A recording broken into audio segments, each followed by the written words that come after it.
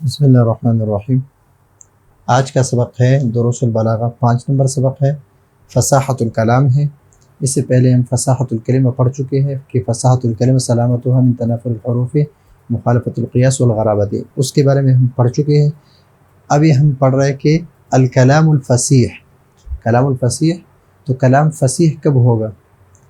فصاحت الکلام، فصاحت کلام کو ہم فصیح اس وقت کہیں گے جب وہ سلامت ہو۔ کیا ہو؟ سلامت ہو من، نمبر 1 تنافر الکلمات مجتمعتا، مجتمعتا نمبر 1۔ نمبر 2 من ضعف التالیف، من ضعف التالیف، من ضعف التالیف من تنا کلمات۔ اور نمبر 3 ومن التعقید مع فصاحت کلماته، من التعقید 3۔ اور کلام جو ہے وہ کس سے بنتا ہے؟ کلمات سے۔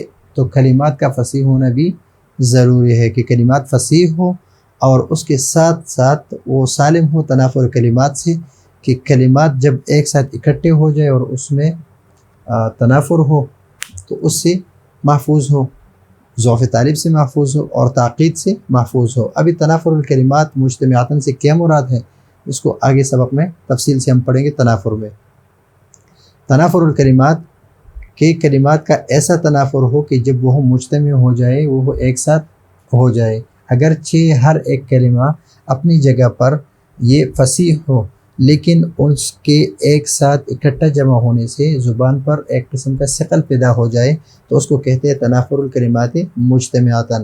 پھر کلام میں تنافر جو ہے وہ کیا ہے؟ تنافر کیا ہے؟ تو فصاحت الکلام سلامت من تنافر الکلمات مجتمعاتن، نمبر 2 ضعف التالیف، و نمبر 3 من التعقید۔ تو ہر ایک کے بارے میں تفصیل سے پڑھیں گے۔ آج کے سبق میں ہم صرف فالتنافر کے بارے میں پڑھیں گے۔ التنافر، تنافر کیا ہے؟ وصف، یہ ایک ایسی صفت ہے فی الکلام،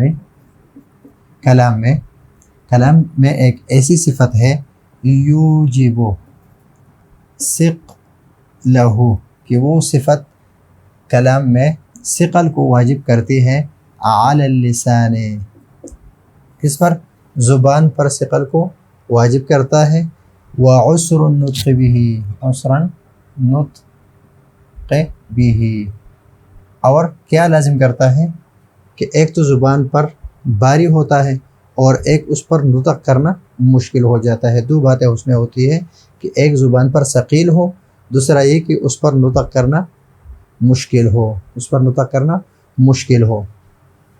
ابھی یہاں پر یہ پہلی مثال ہے، یہ دوسری مثال ہے، یہ اور یہ تیسری مثال ہے، ہر ایک کے بارے میں۔ اب یہاں پر رفع جو ہے، رفع کیا ہے؟ رفع یہ فصیح ہے، کلمہ فصیحہ ہے۔ عرش جو ہے کلمہ فصیحہ ہے، الشرع کلمہ فصیحہ ہے، اور مثل کا یہ کلمہ فصیحہ ہے، اور یشرع یہ کلمہ فصیحہ ہے۔ یعنی اس میں سے ہر ایک لفظ رفع، عرش، شرع، مثل کا، یشرع، فی رفع عرش، عرش الشرع، مثل کا، یشرع۔ تو ہر ایک اپنی جگہ پر یہ فصیح ہے، لیکن ایک ساتھ عرش الشرع مثل کا یشرع، فی رفع عرش الشرع، عین ہے یہاں پر، عین ہے یا شین ہے، یا شین ہے یا را ہے، یا را ہے یا عین ہے، اور پھر یہاں پر یا شین اور را اور عین۔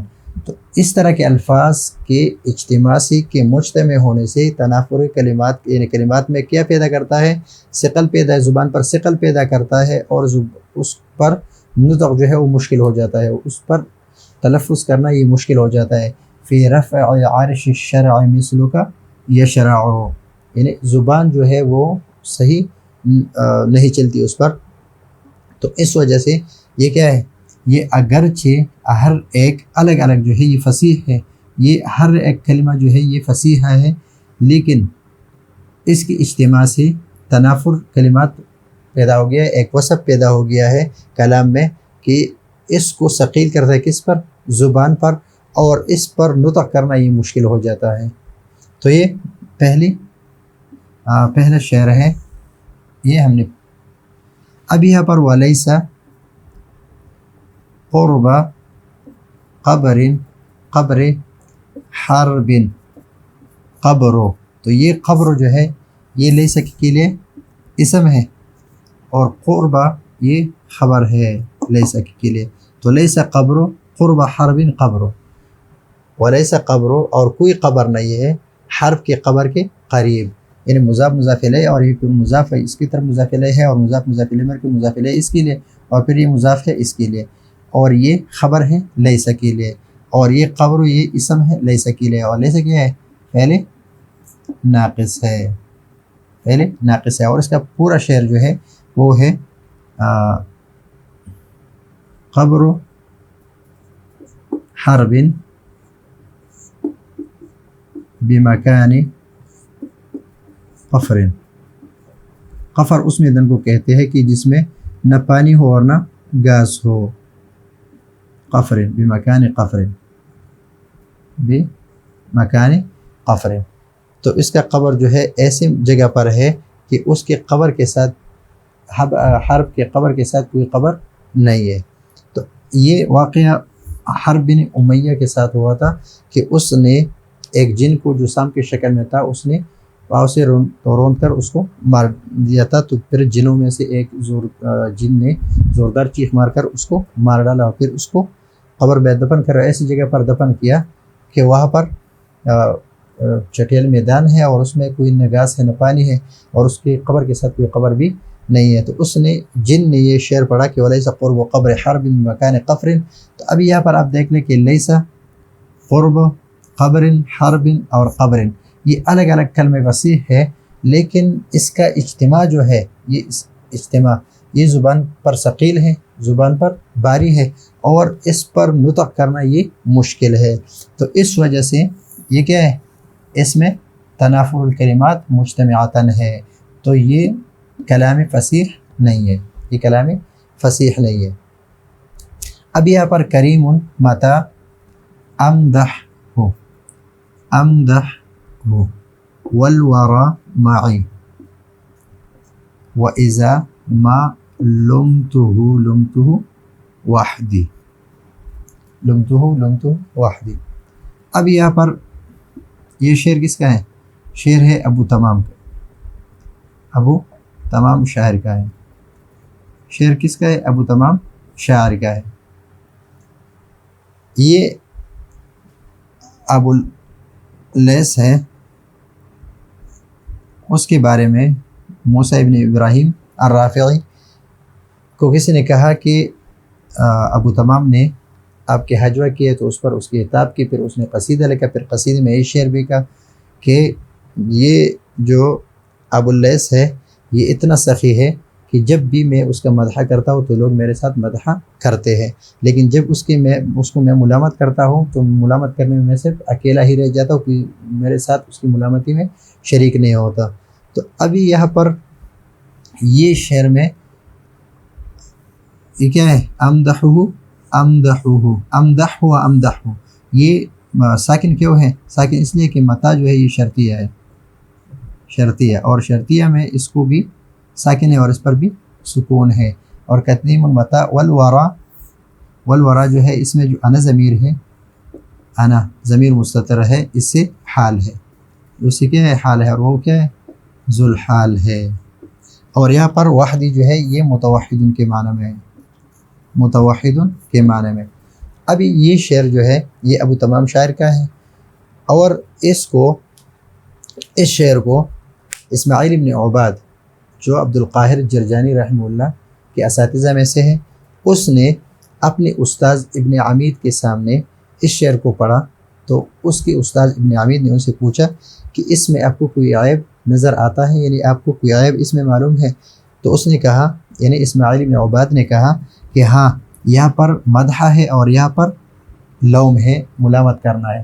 اس کے مقابلے میں مدح کے مقابلے میں ذم ہے، مدح کے مقابلے میں کیا ہے؟ ذم ہوتا ہے، ملامت کرنا نہیں ہے۔ تو اس نے کہا کہ یہ بھی ہے، لیکن اس میں ایک عیب اور بھی ہے کہ یہاں پر ہائے حطوئی اور ہائے حوس کو جمع کیا ہے، ہائے حطوئی اور ہائے حوس کو جمع کیا ہے، اور یہ بھی حرف حلقی ہے، اور یہ بھی حرف حلقی ہے، لیکن دونوں کو جمع کر کے پھر اس کی تکرار یعنی اس کو دوبارہ لایا ہے، اس کی تکرار کی ہے۔ یہاں پر امدح ہو اگر یہ اکیلا ایک جگہ لاتے تو پھر اس میں ثقل نہ ہوتا، لیکن دونوں ہائے حطوئی دو حرف حلقی جمع ہے اور پھر اس کو مکرر لایا ہے، دوبارہ لایا ہے، تو اس وجہ سے اس میں ثقل پیدا ہو گیا ہے۔ ابھی یہاں پر ہائے حطوئی اور ہائے حوس سے کیا مراد ہے؟ تو ہائے یہ ابجد ہے، ابجد کے حروف ہے الف با جیم دال، با جیم دال، حوز حطوئی،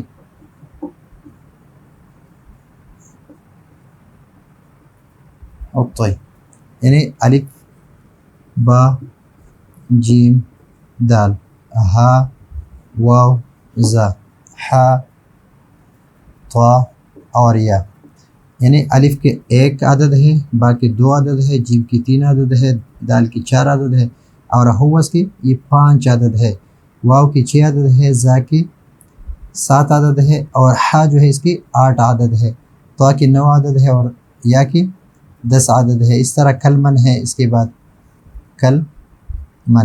کلمن جو ہے کاف کے 20 عدد ہے، لام کی 30 ہے، میم کے 40 ہے، اور نون کے 50 ہے۔ تو اس طرح ابجد کی جتنی بھی حروف ہے، تو اس وجہ سے کہا کہ ہائے حطوئی اور ہائے حوز، تاکہ پتہ چلے کہ یہ کون سا ہا اور کون سا ہا ہے، تو اسی مراد یعنی پتہ چلے۔ تو یہاں پر یہ ابجد کے حساب سے حطوئی اور حوز کو ذکر کیا ہے کہ جو 5 عدد ہے جس کا اور جس کا 8 عدد ہے، تو یہ حطوئی اور حوز۔ تو اس کے اجتماع نے پہلے یعنی حرف حلقی ہے، 2 حرف حلقی، اور پھر اس کی تکرار نے اس کو ثقیل بنا دیا ہے۔ تو آج کے اس سبق میں ہم نے فصاحت الکلام کے لیے 3 چیزوں میں اس میں نہ ہونا ضروری ہے۔ ایک ہے تنافر الکلمات مجتمعاتاً، نمبر 2 ہے ضعف التالیف، نمبر 3 ہے تعقیدی لفظی اور معنوی، لیکن اس کے ساتھ ساتھ کلمات کیا ہو؟